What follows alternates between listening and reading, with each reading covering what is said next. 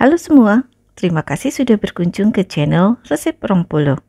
Di video kali ini saya mau bikin dadar gulung, kue jajanan tradisional yang tak lekang oleh waktu, seringkali dijadikan sebagai salah satu isian untuk snack box. Di video ini saya juga akan tunjukkan bagaimana cara membuat kulit dadar gulung yang berpori halus, berpori sedang, dan berpori besar. Bagaimana caranya? Mari kita mulai. Untuk bahan isian, 160 gram gula merah, 30 gram gula pasir, 1/4 sendok teh garam, 1 bungkus vanili bubuk, 100 ml air, 20 gram santan instan. Masak semua bahan ini dengan api sedang sambil diaduk sampai gula merahnya larut dan mendidih. Supaya aromanya lebih sedap, saya tambahkan 1 lembar daun pandan dipotong-potong kecil seperti ini. Lanjutkan mengaduk sampai mendidih. Buat teman-teman yang baru bergabung, jangan lupa tekan tombol subscribe-nya ya, supaya tidak ketinggalan video terbaru dari saya yang diupload setiap minggunya. Oke, ini sudah mulai mendidih. Matikan dulu api kompornya. Aduk-aduk lagi sebentar untuk mengurangi uap panasnya, lalu sisihkan untuk nanti. Selanjutnya, kita akan sangrai terlebih dulu 200 gram kelapa parut setengah tua dengan api kompor sedang. Kelapa parut ini disangrai selama 5 menit dan sebaiknya menggunakan alarm supaya kita nggak kebablasan. Setelah disangrai selama 5 menit, kita matikan dulu api kompornya. Kemudian masukkan larutan gula merah ke dalam kelapa sangrai ini sambil disaring supaya kotoran yang terdapat di gula merah nggak ikut terbawa ke dalam unti kelapa. Di tahap ini kompornya jangan dinyalakan dulu. Aduk kelapa parut dan larutan gula merah sampai tercampur rata seperti ini. Baru nyalakan kompornya dengan api sedang dan masak sampai airnya menyusut. Tetapi kelapa parutnya juga nggak mengering, masih tetap juicy. Nah, ini masih terlihat airnya masih cukup banyak ya teman-teman. Aduk terus sampai benar-benar menyusut, tetapi usahakan kelapanya tetap juicy.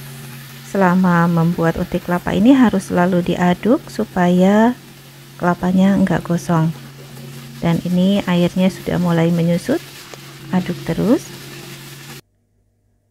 Setelah menyusut seperti ini, kita kecilkan dulu api kompornya, tetapi masih tetap disangrai supaya unti kelapanya benar-benar tanak.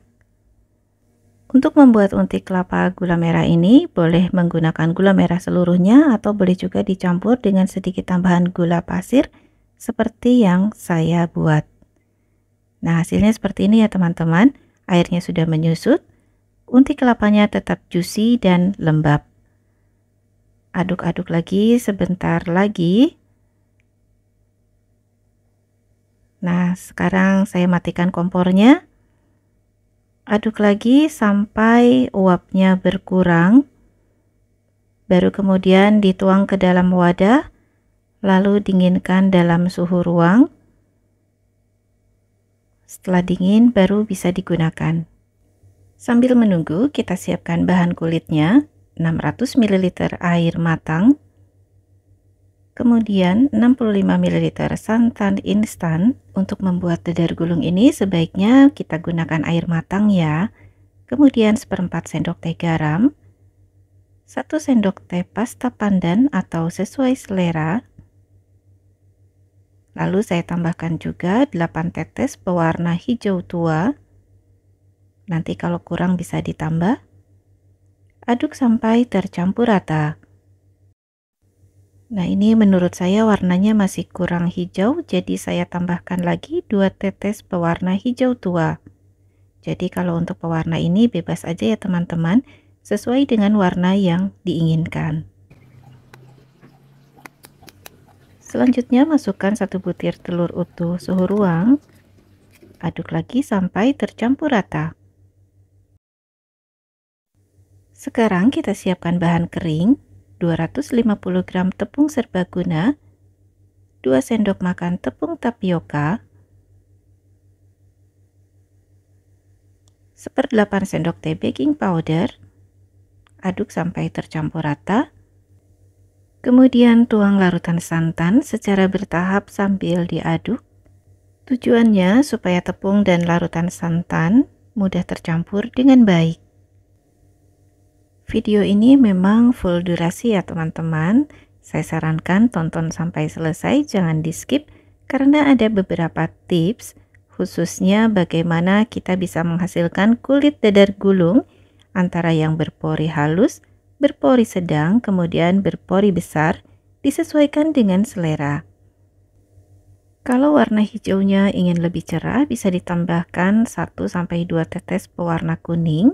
Dan kalau warna hijaunya ingin sedikit lebih pekat atau lebih gelap, bisa ditambahkan pewarna coklat tua 1-2 tetes.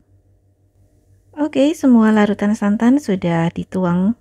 Selanjutnya aduk lagi sampai tercampur rata. Meskipun masih terdapat tepung yang bergerindil, tapi nggak perlu khawatir karena nanti adonannya akan disaring. Setelah dirasa tercampur rata seperti ini, adonannya disaring terlebih dahulu supaya nanti kulit dadar gulungnya halus, nggak ada tepung yang bergerindil.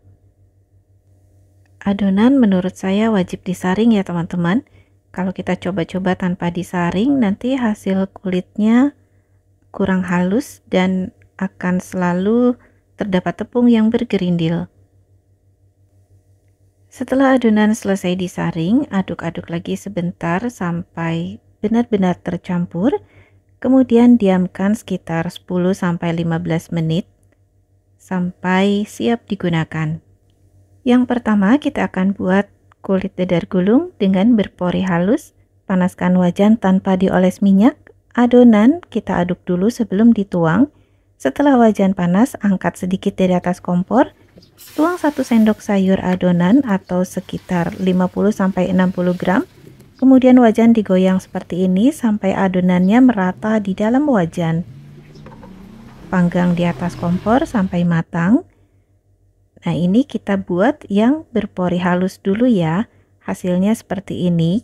Akan nampak selama dipanggang, tidak muncul pori-pori. Untuk api kompornya, gunakan api kompor sedang cenderung kecil.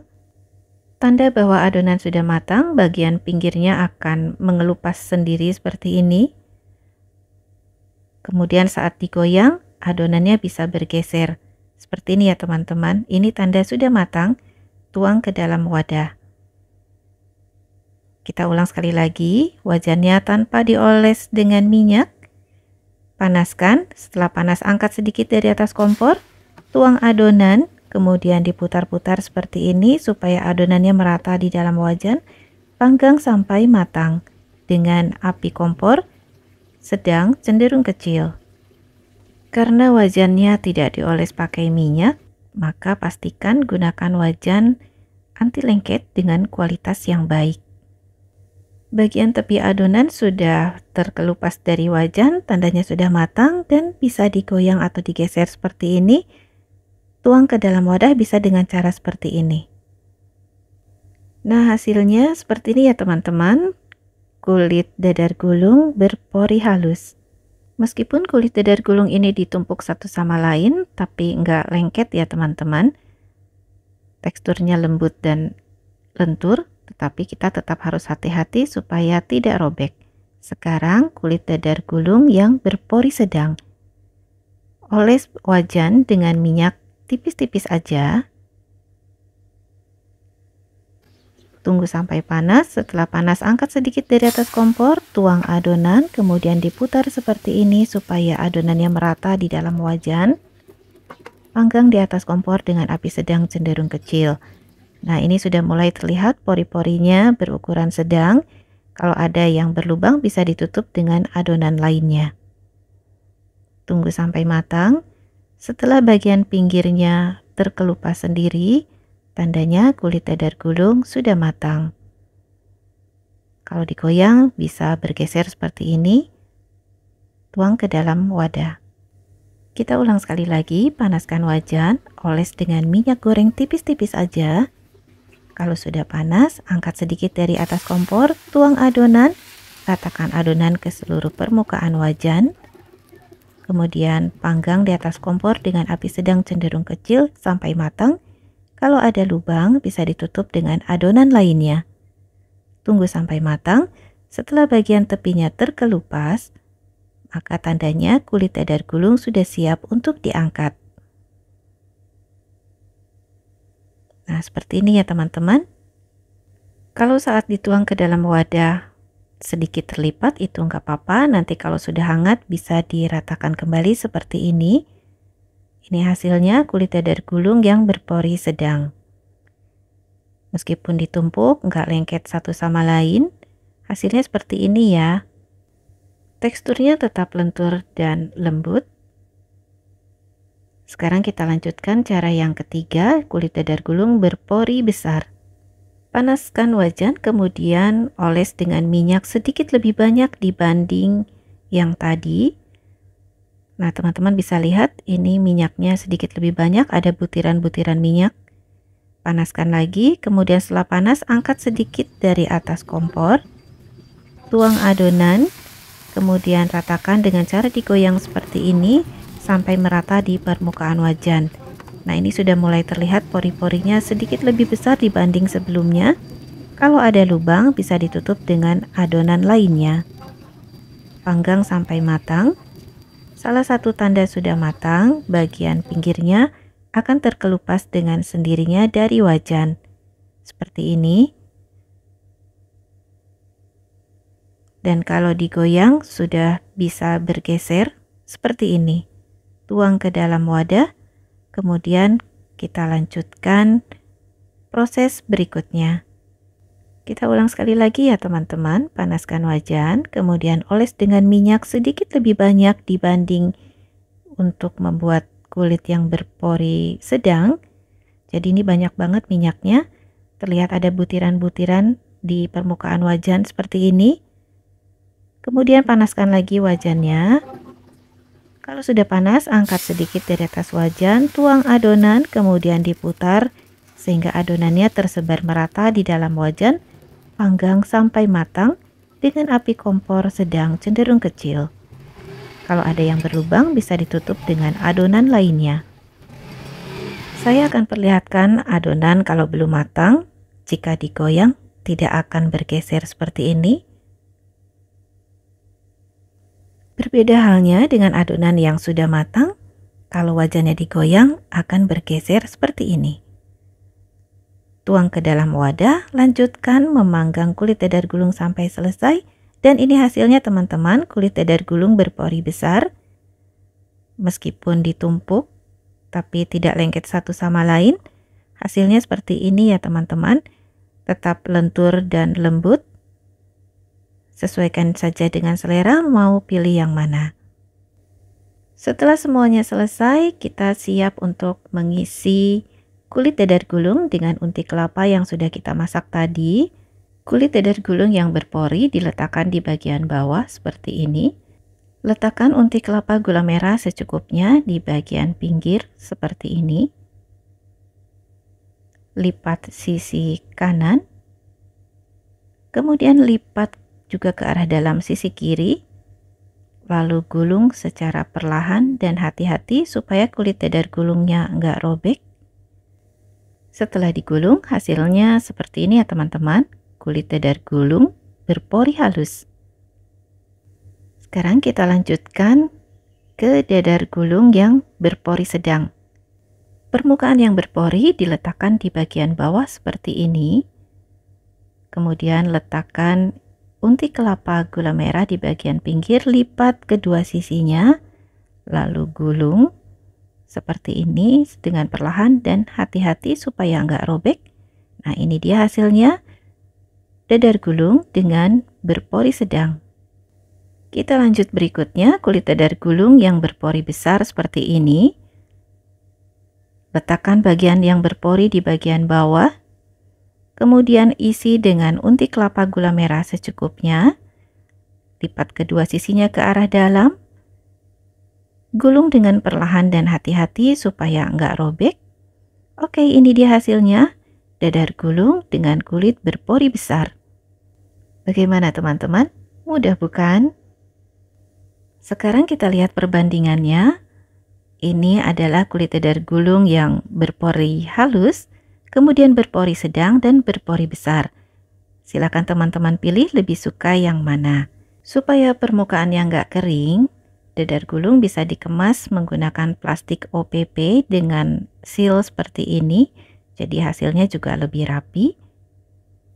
Satu resep ini bisa menghasilkan 15 buah dadar gulung. Tapi tadi saya sedikit kurang hati-hati sehingga satu lembar kulit dadar gulung robek di bagian tengah dan gak bisa saya pakai. Kalau dipaksakan dipakai nanti akan bocor isiannya. Seperti ini ya teman-teman. Karena kurang hati-hati jadi robek seperti ini. Sekarang kita lihat bagian dalamnya. Dadar gulungnya sudah saya potong. Nah ini dia teman-teman, unti kelapa gula merahnya cakep banget warnanya, rasanya juga manis legit, kemudian kulit dadar gulungnya juga lembut dan lentur, kenyal karena tadi kita pakai tepung tapioka. Untuk ketebalannya juga cukup ya, nggak terlalu tebal dan nggak terlalu tipis. Terima kasih sudah menonton video ini sampai selesai, semoga bermanfaat, sampai jumpa di video berikutnya. Jangan lupa tekan tombol like, subscribe, share, dan berikan komen yang positif supaya channel ini terus berkembang dan bermanfaat untuk orang banyak. Terima kasih untuk teman-teman yang sudah subscribe. Mohon maaf jika ada salah. Wassalamualaikum warahmatullahi wabarakatuh. Bye-bye.